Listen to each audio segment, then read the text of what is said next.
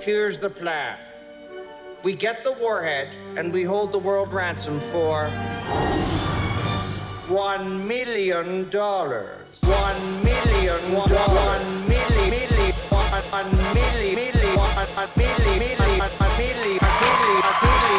What's up, Cinemaniacs? We are back.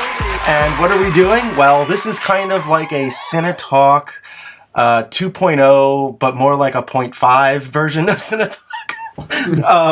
And what we're going to be doing here is we're just going to be kind of giving you more content about the movie world. That's just what's going on and all that kind of stuff. But this will be a shorter, condensed show, and this will be this could be done as much as 2, 3, 4 times a week, depending on how much time we have to be able to do it. We've never done this before, so we will be getting mics and all that kind of stuff set up so very soon. My friend Brian here, the Bry Man, who is also joining me, we will be having a little location studio set up for him as well. So hopefully it will be done very soon, and I can keep these shows a lot shorter by stop rambling at the beginning about what this show is about.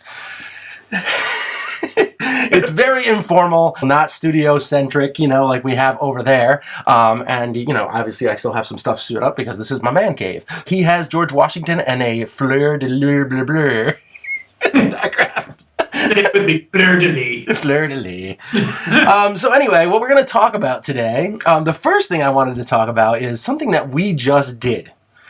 And that is me and Chad, the Chad, had this little promotion that happened out of the blue where he said he was going to particularly do something with emulate a photo and get it taken if we reached certain subscribers and followers. So that is 5,000 subscribers or followers on Facebook and all of 250 subscribers on YouTube. So that's facebook.com/CineBros. And then on YouTube, we are we've bumped up to 141. So we are just a hair over 100 subscribers away of reaching this goal. Now, one of the things is it's a very risque photo, right? And he said that you and him have a very comfortable and interesting relationship, and that you might be willing to take the photo. I have no idea where he pulled that from. I like Chad. Yeah. So not that much. That. If I were to take that photo of him, there would have to be other people in the room. I'm not gonna. This isn't gonna be a boudoir photo shoot. No. We're not. I'm not doing the whole thing like your brother mentioned. With the with the Leo and painting. Alone in the room of the Titanic. There. No. There would have to be a few other people involved. Excellent. All right. Yeah. I'm the only person he hasn't asked, and I would be like, yeah, I'd take the photo to put it up on the great. I think that's maybe why he hasn't asked me yet. Yeah, I'll take the photo. Nobody's really volunteering for that work. No, they're not. Not gonna do it. Not gonna do it. Not gonna do it. He's got his new show that he just started and debuted in, the Breaking for Movies, which was New Year's Eve, which he did with Elizabeth Reed. He's calling the shots on this one, and I wish him all the best because it's a great idea. So hopefully it works out. All right, so we're gonna get into this, and I'm gonna read off the first little topic. Brian said he wanted to wing this today, so we're going to wing it. First topic up this is new news that just happened yesterday, just got dropped. Elizabeth Banks, she's going to be cast as Rita Repulsa from the Power Rangers franchise in the new movie that's going to be coming out. What do you think? What do you think about this? I personally, I was like, at first I'm like, I don't care about Power Rangers movies at all, but I think that she could pull that off pretty darn well. It's kind of a very not similar, but it's not a far stretch from the character she plays in the Hunger Games. Okay, so my initial reaction would be, her star's on the rise. Why is she heading south? You think a Power Rangers movie is heading south? I think they're going to go blockbuster-ish, putting money into it. I don't doubt that, but man, I would have avoided that franchise like the plague. I would not have gone there. Well, you also have to think you also have to think that this could be a franchise that goes on for a long time if it succeeds. I guess the question that maybe you want to ask yourself is Power Rangers, did Power Rangers, see, that was like a different generation for me. Yeah. So like you and I are of the G.I. Joe Transformer generation. X-Men. Power Rangers was like the next generation. So I know of it. I can honestly tell you I never watched it. Right. I know enough about it to be dangerous, but the question I have is, relatively speaking, was it at the level of G.I. Joe and Transformers, the way G.I. Joe and Transformers were for us? So, like, we know that they have made quite a few between Transformers and G.I. Joe. There's, 6 movies that they've made? Well, yeah. Financially speaking, they've all done very well. Well, you have the Transformers animated movie that came out in the 80s. So. Yes, right. Don't get me started. I'll start singing that song. You've got the touch. You'll have to put that in. So, I mean, I guess it's hard for me because I wasn't of the generation that watched Power Rangers. So I can't say definitively that it would be a bust. But one thing I do remember about any clips that I've ever seen from it was just like the cheesiness of how that show was put together and the effects or lack thereof. Well, I mean, that was a ripoff. I mean, they took all of the actual fight scenes and all that kind of stuff. They actually bought the film and all that kind of stuff from Asia. So it was either China or Japan. And they took that and then they just audio dubbed different voices over it. I feel like in some of the clips I've seen, it was almost like instead of CGI, it was like cardboard cutouts kind of like moving. I was just like, wow. Yeah. That much of a budget for this. No, they definitely went back to like the Godzilla of the, yesteryear kind of, For the franchise that they got her, so certainly it helps lend some credence to it, or some viability to it as a movie. Yeah, a little bit. Yeah, I mean, so we'll see. But my initial thought was, really, Elizabeth? Yeah. Did you have to? Yeah, we actually need to work.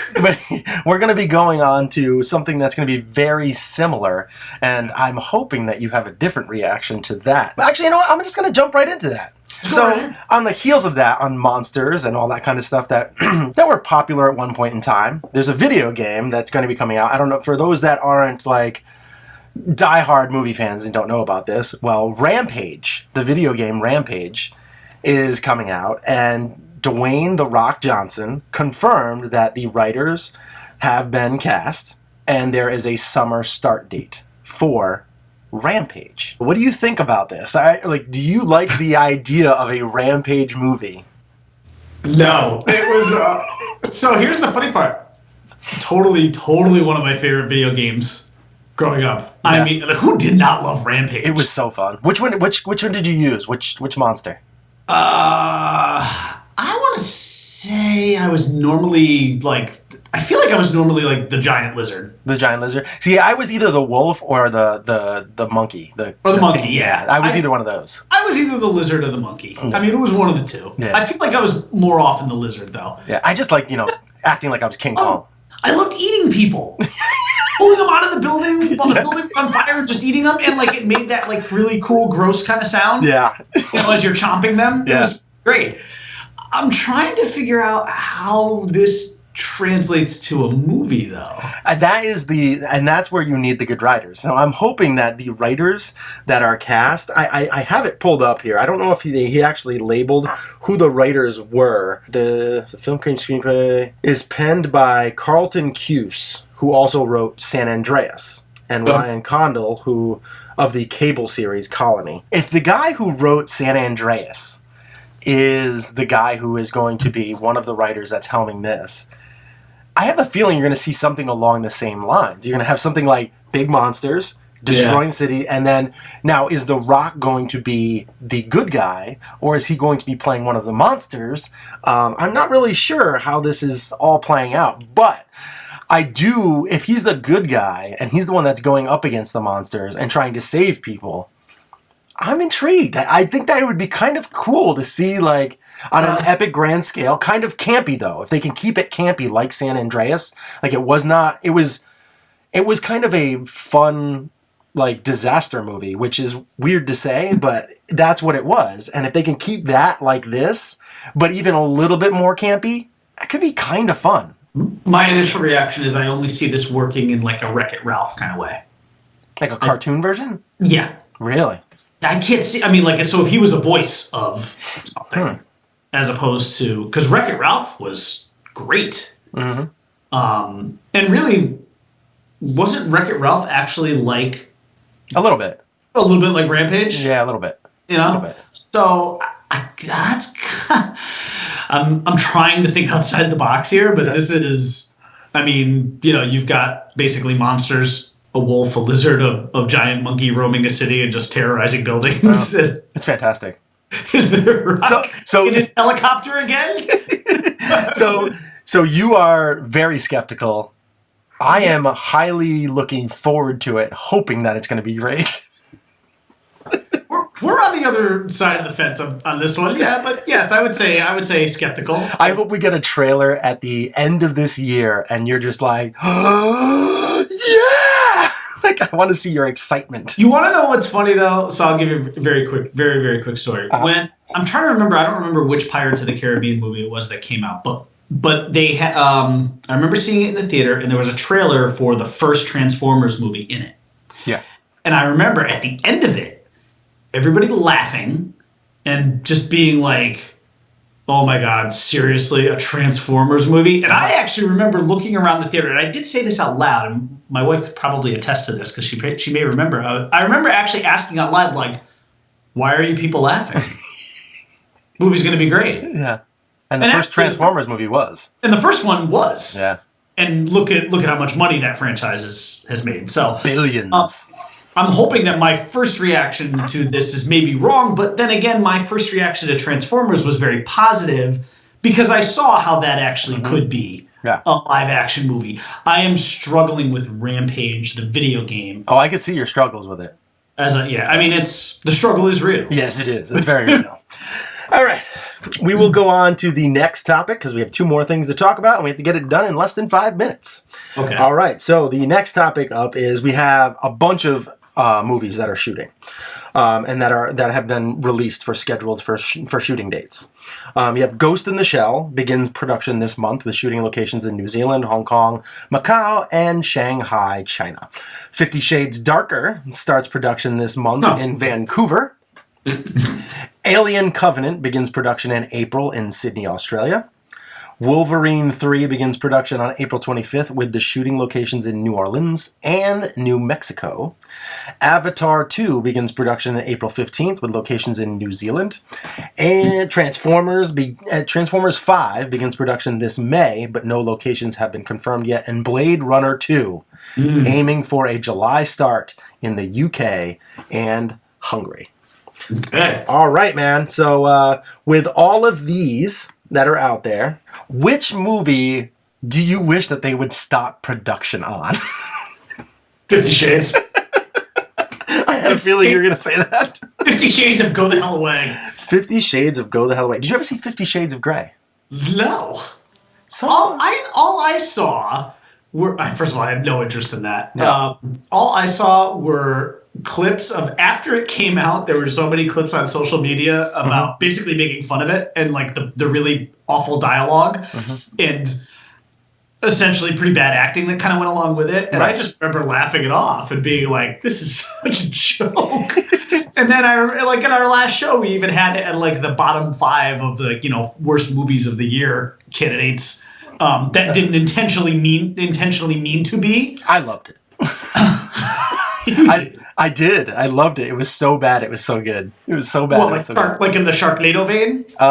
Better. Because I just remember being in the theater with 90% women, and me being there while they're all giggling and laughing about the sex scenes that are going on, and I am sitting there and laughing my butt off at them giggling, and also the acting that was being portrayed by Jamie Dornan, who is who is Mr. Grey. The dude. Holy crap, was he so bad. And I just loved every second of it. I was laughing hysterically throughout the whole movie. My wife was sitting next to me, and she hated the movie. She hated it so much. Yeah. Yeah. No, she did not. She was, I think if she had to rate it out of 10 like I do, she'd have probably given it like a 2 or a 3.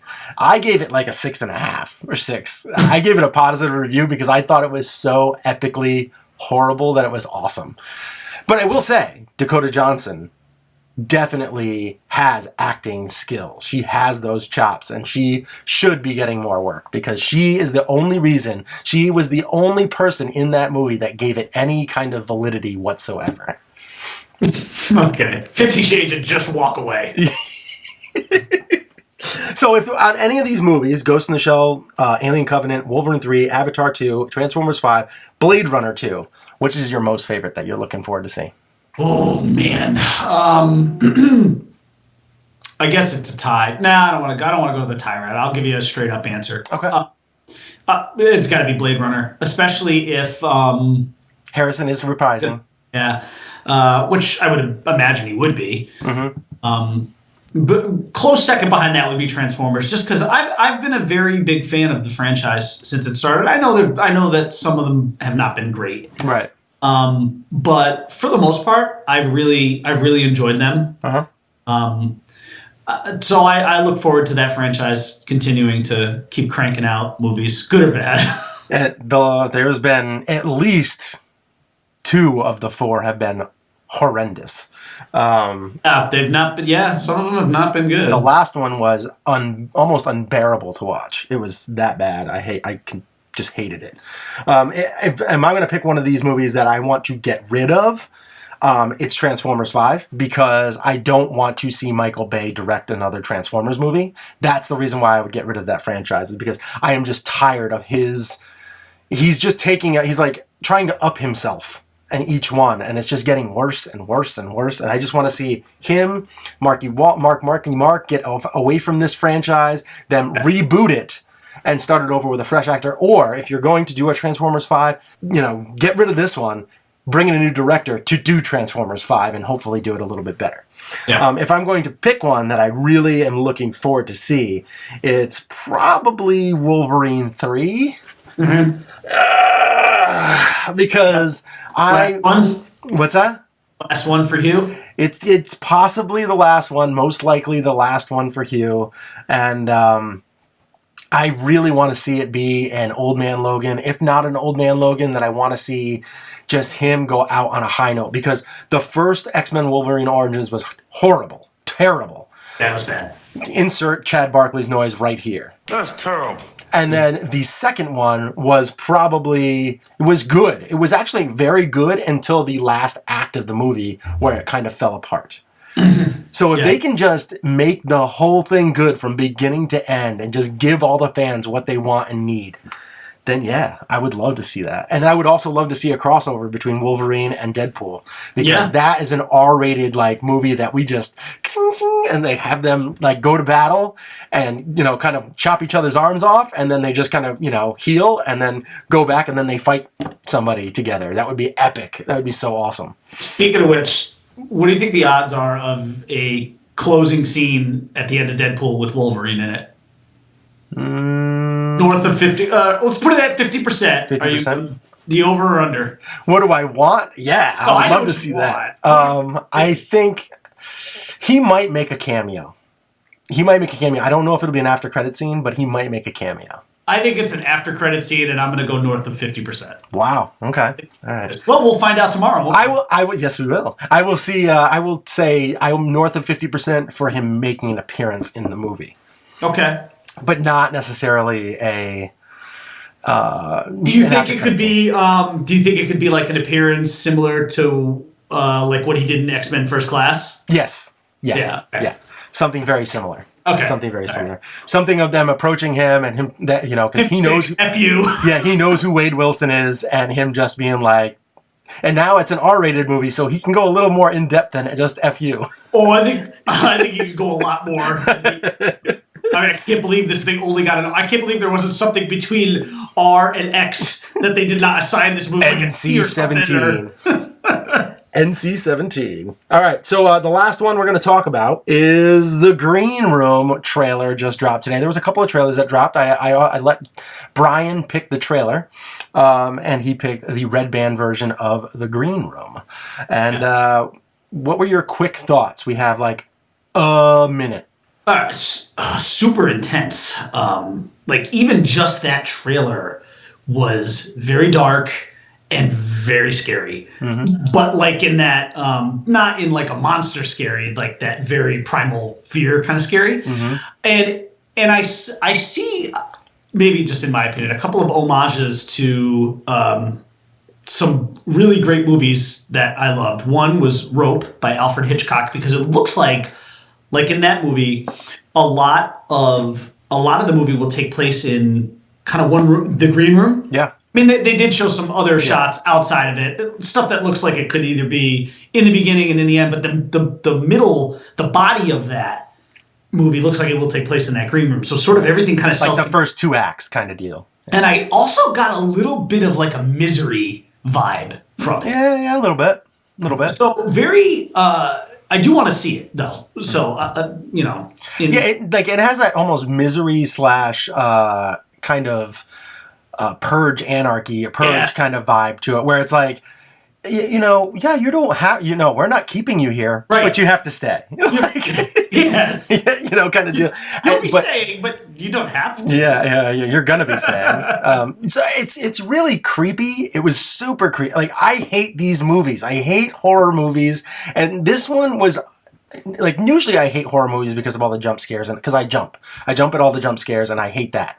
This one I hate because it looks like it's going to, like, I'm going to leave the theater and just looking over my shoulder everywhere, thinking I'm going to get kidnapped, waiting for the guy to jump out from the bushes with chloroform or something along those lines. You probably should not drive home alone. No, it's terrifying. Like, you'll be looking in the back seat constantly. Yes, and I will get in an accident. Get in an accident. Yeah, and so this is like absolutely terrifying. And then I literally was that last scene in the trailer when he's holding the arm, and I was like nope.